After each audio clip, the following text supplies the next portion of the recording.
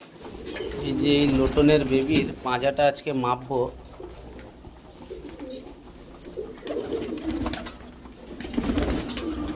ধরো মোবাইলটা ধরো তো।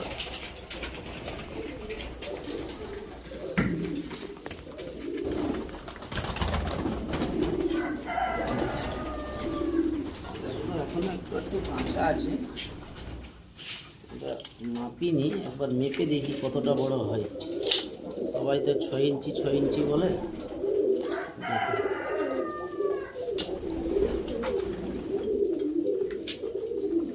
এই পায়রার পাঁজার গোড়া, এই গোড়া থেকে যে পালকের গোড়া নেব ওই সোজা মাপতে হবে।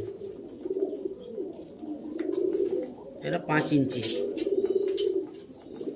এখনো কাঁচা আছে। এগুলো পরিষ্কার আসছে? কোথায় পরিষ্কার? এই পাশে ক্যামেরা, এই পাশে করো। আলোটা এই পাশে আছে। হ্যাঁ, এই দেখুন,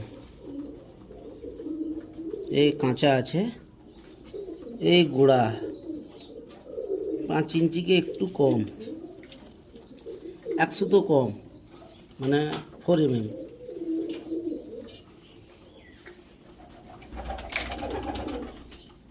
এই পাশের পাঁজাটা দেখি,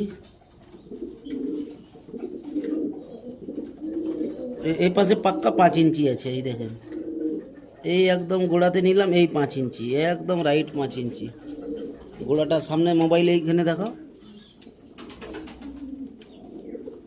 হ্যাঁ, আবার একদম গোড়াতে দেখো, এই পাশে, এই দেখুন, এই গোড়াতে মাপলাম। হ্যাঁ, আঙুলের ওপারে নিইনি কিন্তু, এই আঙুলটা এপারে আছে, এটা আঙুল এই এখানে, এই দেখেন, এই পুরো 5 ইঞ্চি। তো এখন একটু একটু কাঁচা আছে, বাচ্চা পায়রা। তো দেখা যাবে এটা 5.5 6 ইঞ্চি, পৌনে 6 ইঞ্চি আসতে পারে। এই দেখুন কোয়ালিটি, এই 5 ইঞ্চি পাঁজার, মানে এটা শরীরটা দেখুন, আর এর পাঁজাটা দেখুন কত বড় লাগছে। অনেকে খালি বলে আমার 6 ইঞ্চির পাঁজার লাগবে, কি বলে 7 ইঞ্চি। এবার এটা 5 ইঞ্চি পাঁজা আছে। পালকটা হয়তো বেরালে 5.5 দাঁড়াবে, হয়তো পুরো একটু কাঁচা আছে। কি মোল্ডিংয়ের পরে 6 ইঞ্চিও আসতে পারে, পৌনে 6ও থাকতে পারে।